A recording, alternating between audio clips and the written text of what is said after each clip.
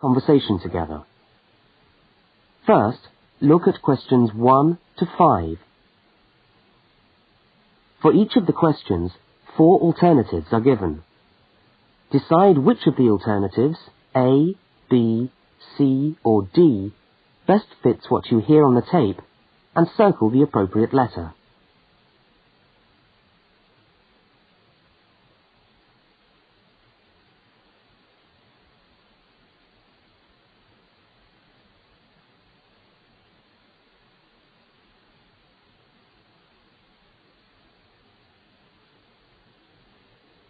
You will see that there is an example which has been done for you. On this occasion only, the conversation relating to the example will be played first.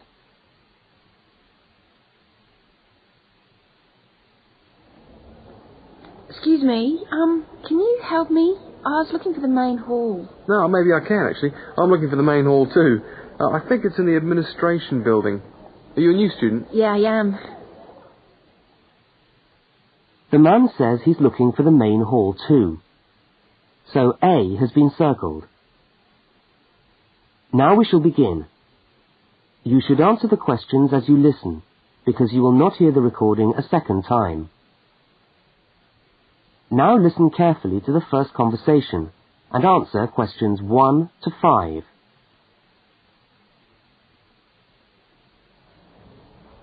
Excuse me, can you help me? I was looking for the main hall. No, maybe I can, actually. I'm looking for the main hall, too.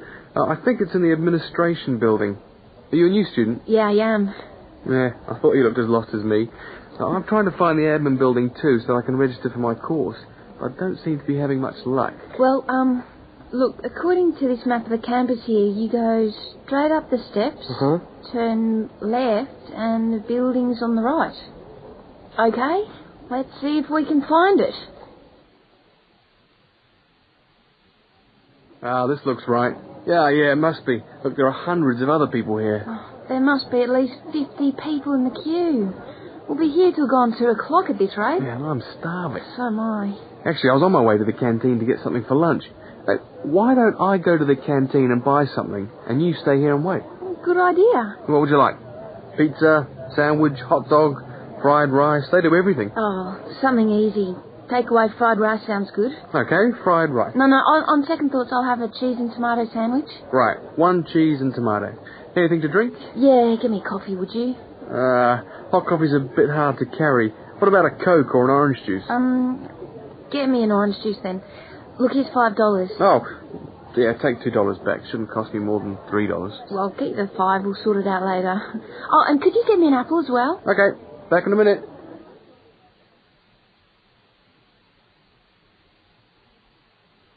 The woman speaks to the clerk about registering at university. Look at questions 6 to 10.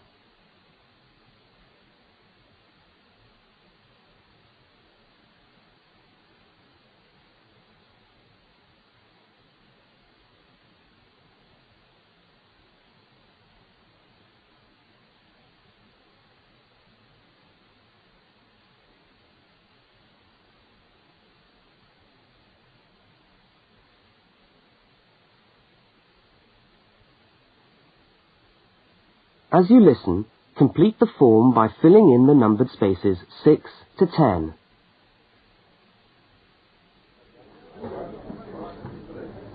Oh, hello. I'm here to register for the first year law course.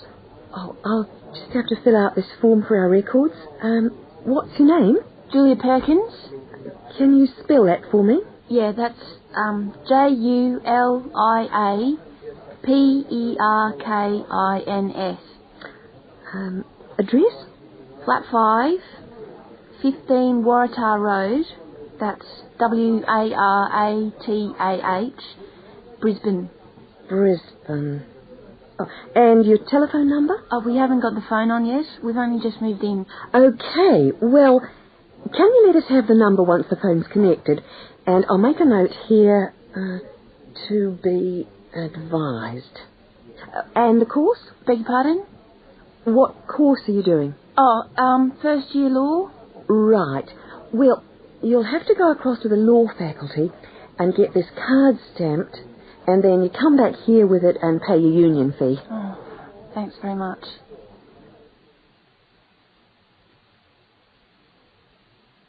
The man and the woman meet up again. Look at questions 11 and 12 and circle the correct answer.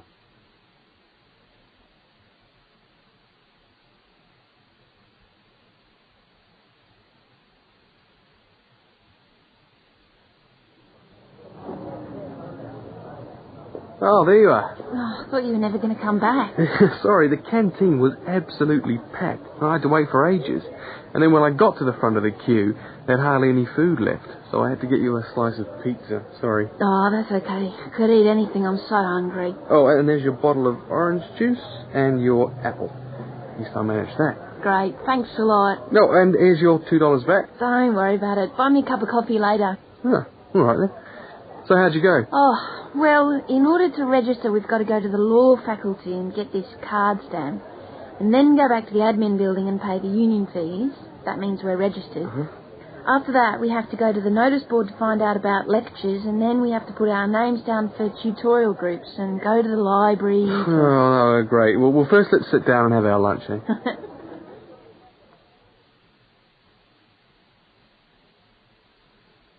That is the end of section 1. You now have half a minute to check your answers.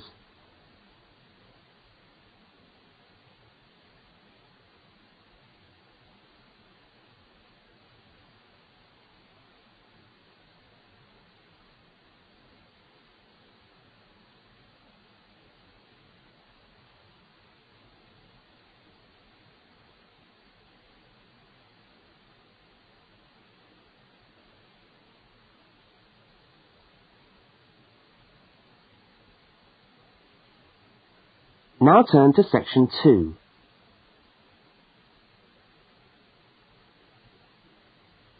Section 2. You are going to hear a talk about banks in the UK. First, you have some time to look at questions 13 to 17.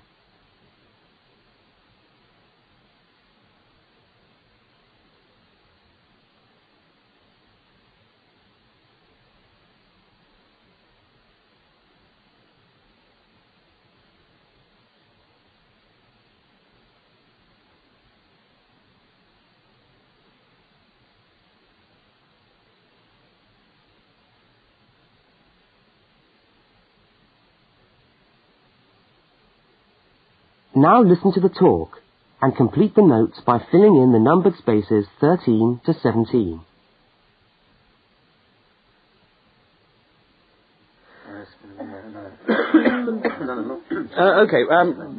Thanks for turning up today. Thanks for turning up today to this short talk I'm going to give on student banking. Many of you are unfamiliar with the way banks work in this country, and today's talk should just give you a few starting points. I will, of course, answer any questions at the end. Right, well, as you probably know, you'll need to open a bank account while you're here. It's the safest place to keep your money, and it's best to open an account with one of the major banks. You should each have a handout with the names and addresses. Yeah? Right. There's Barclays in Realty Square, National Westminster in Preston Park, Lloyd's in City Plaza, and Midland in Hope Street. Okay. All these banks offer special student accounts. However, it's important to note that as an international student, you'll not necessarily be eligible for all the facilities offered to resident students. Now, as an international student, you will need to provide evidence that you can fund yourself for however long your course lasts. Banks have different policies, and the services that they'll offer you will depend on your individual circumstances and on the discretion of the bank manager involved. So it's a matter of going there and finding out about your own particular situation. Right. When you do go to open a bank account, you should take some documentation with you. I've already mentioned that you must be able to support yourself. In addition to this, most banks ask you to bring your passport and your letter or certificate of enrolment. Okay? Now, by far the most useful type of account to open is a current account. When you do this, you will actually get what is called a student account, which is a current account with special concessions for students. When you open the account, the bank will give you a checkbook, and you can use this to draw money out as you need it. If you need to write cheques in shops, you'll also need a cheque card. This is really an identity card, which guarantees that correctly written cheques up to the value stated on the card will be honoured by the bank. Okay? Everybody with me?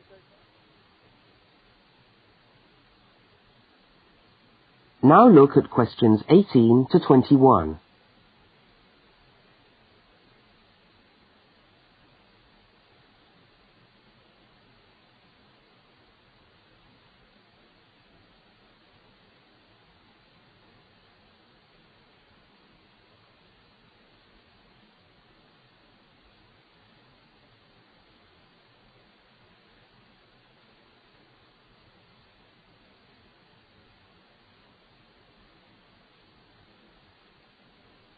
As you listen to the rest of the talk, complete the rest of the notes in the spaces numbered 18 to 21.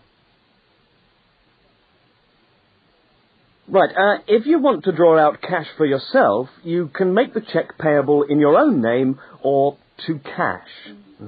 You can also withdraw cash from a cash point machine with a cash card. Now, these are extremely useful as they enable you to withdraw cash from your account during the day or at night. There is also another card called Switch or Delta, and you can use this to pay for things in shops. It takes the money right out of your account, so you don't need your chequebook. Now, you may want to take more money out of the bank than you have in it. This is called having an overdraft. Be very careful with this. You should not do this without permission from your bank. Overdrafts usually incur charges, though some banks offer interest-free overdrafts to some students. But find out before you get one, right? Well, that just leaves opening times. When can you go? Banks used to be open from 9:30 a.m. until 3:30 p.m. from Monday to Friday. But many main branches are now open until 4:30 or 5 p.m. on weekdays, and some of the bigger branches in London and other major cities are now open for a limited time on Saturdays. Okay, any questions? That is the end of section 2. You now have half a minute to check your answers.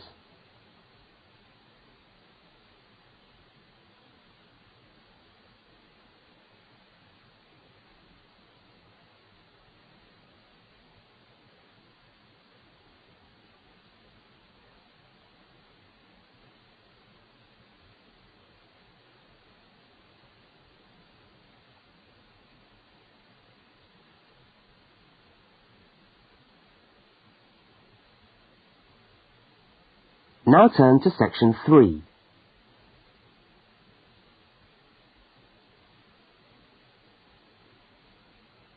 Section 3. Two students, Dawn and Ilmar, are discussing a project that they are working on together. First, you have some time to look at questions 22 to 25.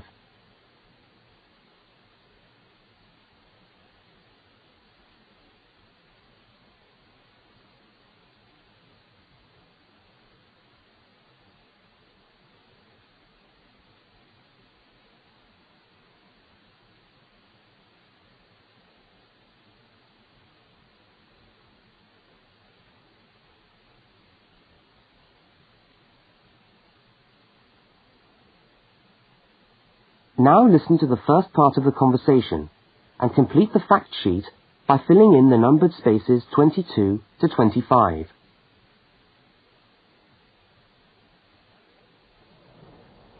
Hi, Dawn. Oh, hi, Ilmar. I'm glad I've bumped into you. I've just found a great idea for the presentation we've got to do for Dr. Banks next month. What, the one on everyday objects? Yes. Look at this article. It's really interesting. The aluminium coat can? You know, Coca-Cola cans, soft drink cans. Look, let's sit down here. Have you got a minute? Sure. I'll just get my bag. Okay. So, you think we can get a presentation out of this article? I'm sure we can. First of all, we can provide some interesting facts about the aluminium cans that we drink out of every day. Like? Well, here it says that in the US they produce 300 million aluminium drink cans each day. Wow! 300 million? Exactly. That's an enormous number.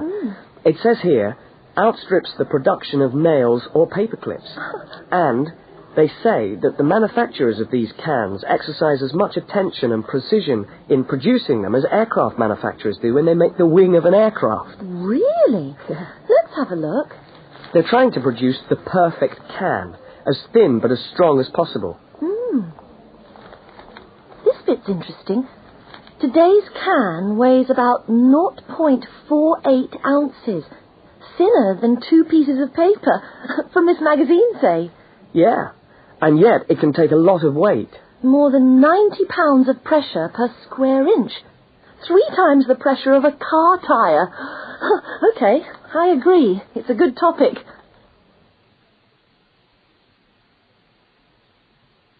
Now look at the diagram of the aluminium can and at questions 26 to 31.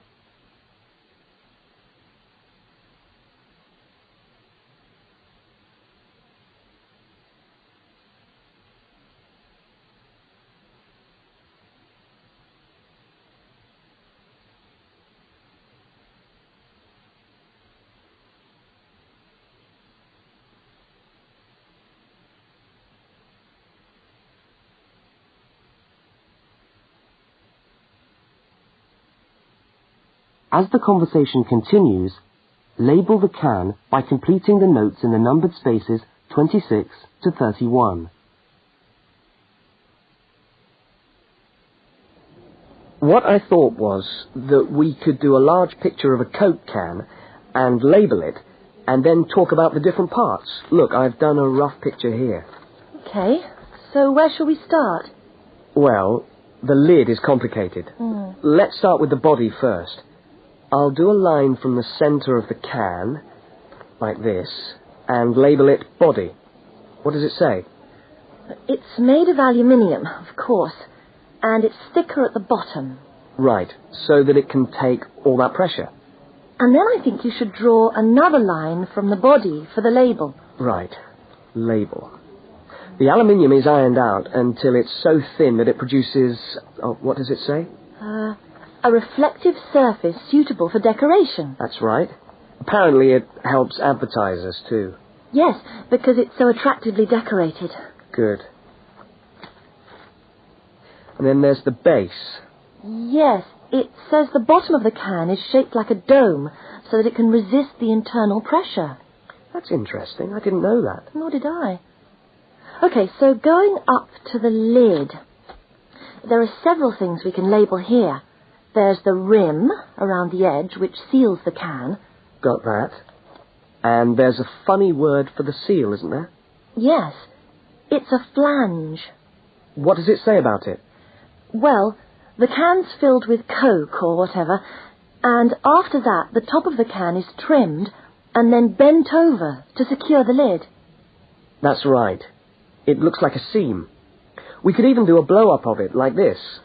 F-L-A-N-G-E.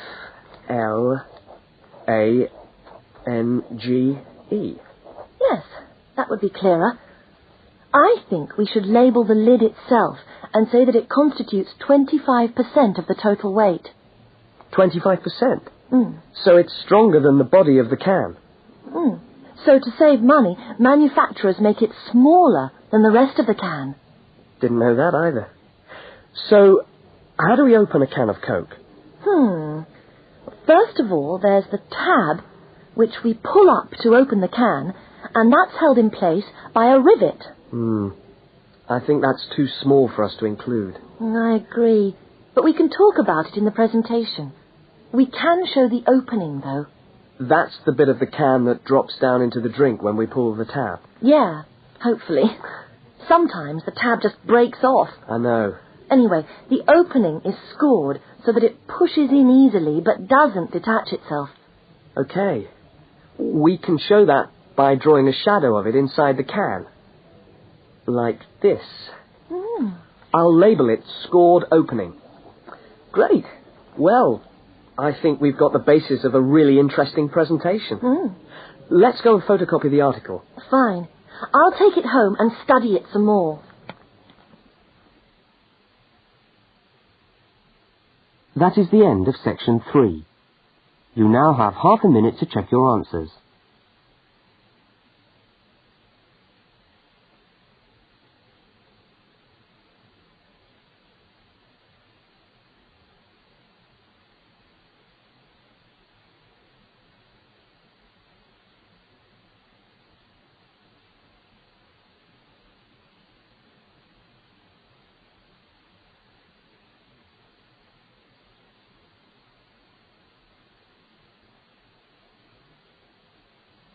Now turn to section 4.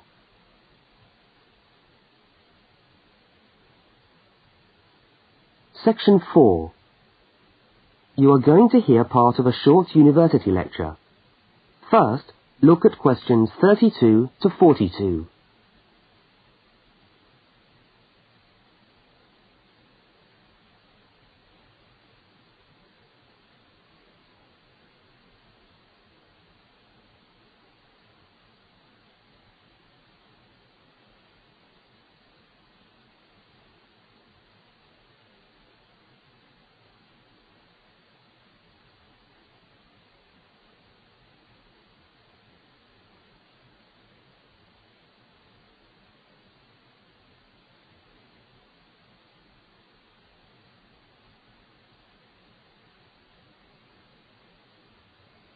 Now listen and complete the lecture notes in the spaces numbered 32 to 42.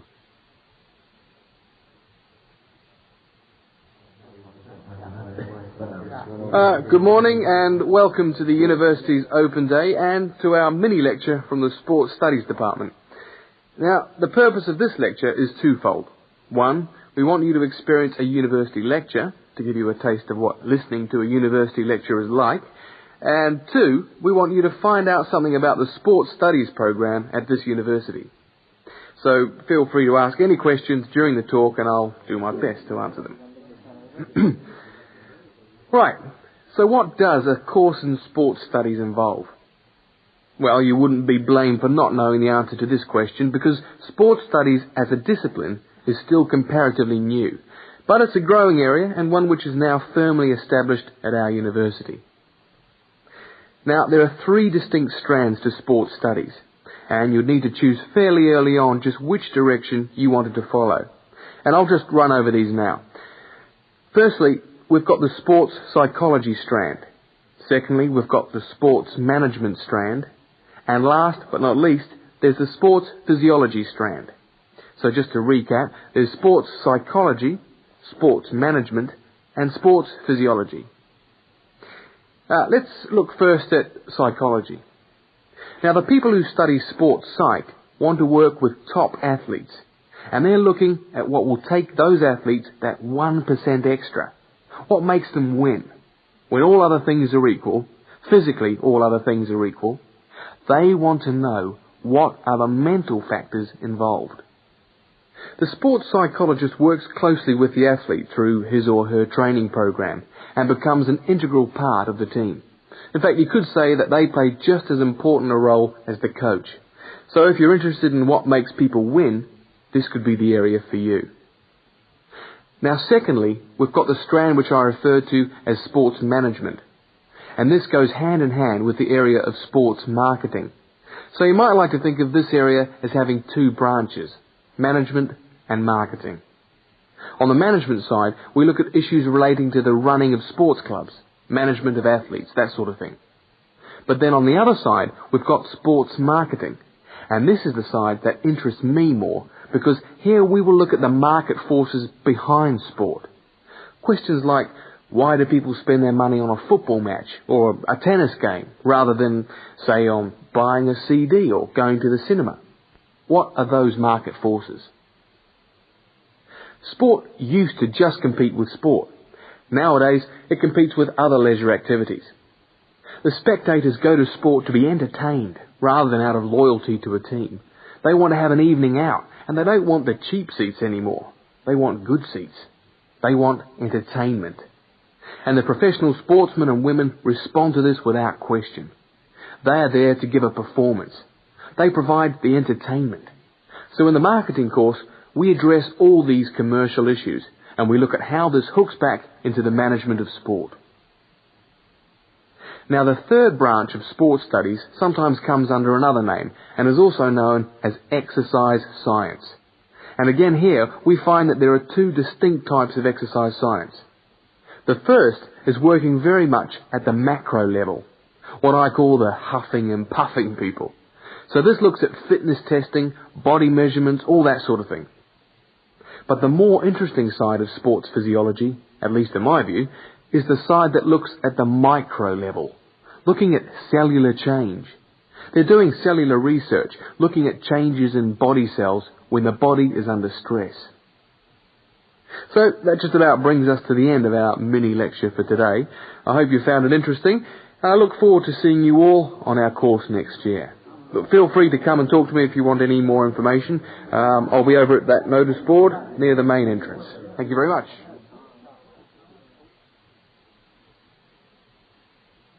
That is the end of section 4. You now have half a minute to check your answers.